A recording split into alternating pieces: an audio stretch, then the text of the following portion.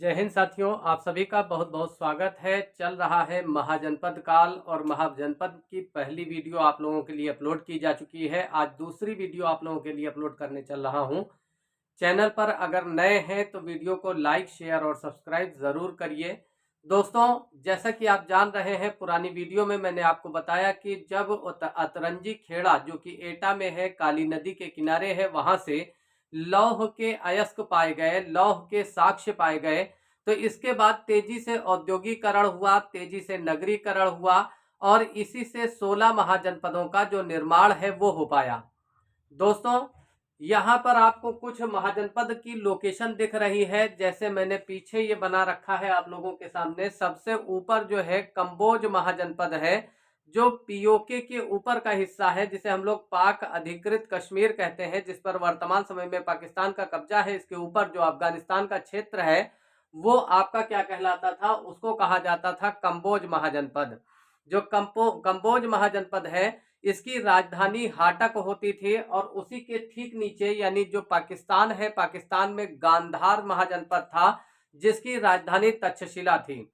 इसी तरह से हमारी जो भारत में ये जो कुरु क्षेत्र, जिसे आज दिल्ली कहा जाता है, तो वर्तमान दिल्ली का जो क्षेत्र है वो कुरु कहलाता था।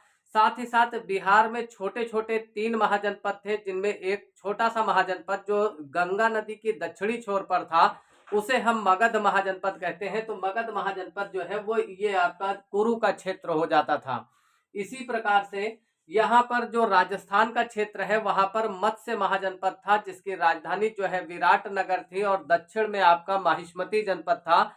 तो कुल मिला के ये 16 महाजनपद थे, जिनकी जानकारी हमें बौद्ध ग्रंथ अगुत्तर निकाय से मिलती है और जैन ग्रंथ कल्पसूत्र या भगवती सूत्र जिसको हम कहते हैं, जिसे आपका कह सकते हैं कि भद्रबाहु नाम के एक जैन साधु ने लिखा था। तो इन किताबों से हमको इसकी जानकारी मिलती है।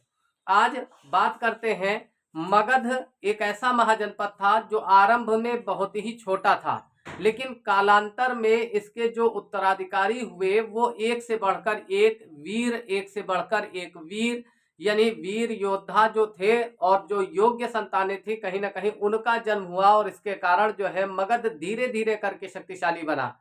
ऐसा नहीं था कि मगध अचानक से रातों रात कोई बहुत बड़ा जनपद बन गया हो, महाजनपद बन गया हो, लेकिन धीरे धीरे करके अलग अलग राजा आते गए और योग्य राजा आते गए, जिन्होंने विस्तारवादी नीति को अपनाया और उसके लिए जो है उन्होंने काफी संघर्ष किया और बाद में जो मगध महाजनपद है वो बहुत ज्यादा ऊंचाई पर पहुंच जाता है। यानी पूरे भारत के जो महाजनपद हैं वो मगध महाजनपद के अधीन हो जाते हैं। इनमें जो राजगीर, जिसे हम राजगृह या गिरिब्रज के नाम से जानते हैं, मगध महाजनपद के राजाओं ने इसको अपनी राजधानी बनाया। क्यों? क्योंकि ये जो मगध का महाजनपद है, जो राजधानी है राजगीर, ये 7 पहाड़ियों से 5 पहाड़ियों से ये घिरी हुई थी और 5 पहाड़ियों से घिरी होने की वजह से कोई भी बाहरी आदमी इस पर जल्दी हमला करने की बात नहीं सोचता था। इस वजह से धीरे धीरे करके ये सुरक्षित स्थान था और राजाओं ने क्या किया, यह इसको अपनी राजधानी बना लिया। अब इस महाजनपद यानी मगध पर राज करने वाला जो सबसे पहला वंश माना जाता है, उसे हम बृहद्रथ वंश के नाम से जानते हैं। जो बृहद्रथ वंश है, इस वंश का पहला याद रखिएगा कि पहला जो अनैतिहासिक राजवंश है वो कौन सा है, तो बृहद्रथ पहला बृहद्रथ वंश है। और इस वंश का जो संस्थापक माना जाता है वो भी बृहद्रथ को माना जाता है। माना जाता है कि जो बृहद्रथ है ये महाजनपद काल और महाभारत के एक महत्वपूर्ण पात्र हैं। ये एक ऐसा पात्र है जिससे मगध महाजनपद की शुरुआत मानी जाती है।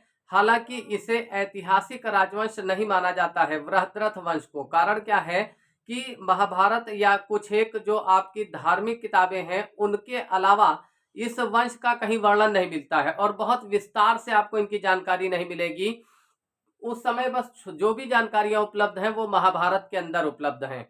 तो महाभारत के अंदर जरासंध और बृहद्रथ इनकी चर्चा की गई है। तो पहला जो संस्थापक था बृहद्रथ वंश का वो बृहद्रथ था और बृहद्रथ जो है उसने ही बृहद्रथ नाम के वंश की नींव रखी थी।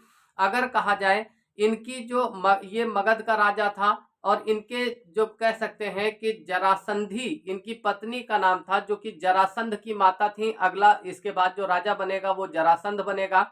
याद रखिएगा कि पहला राजवंश कौन सा था? बृहद्रथ वंश। संस्थापक था बृहद्रथ। किसके पिता थे? जरासंध के। पत्नी का क्या नाम था? जरासंधी। ठीक है, ये एक महान योद्धा था जिसने कई सारे युद्ध लड़े। जरासंध बृहद्रथ की अगर हम बात करें, जो कि मगध का पहला राजवंश और पहला राजा था, उसने अपने जीवन में कई युद्ध लड़े थे।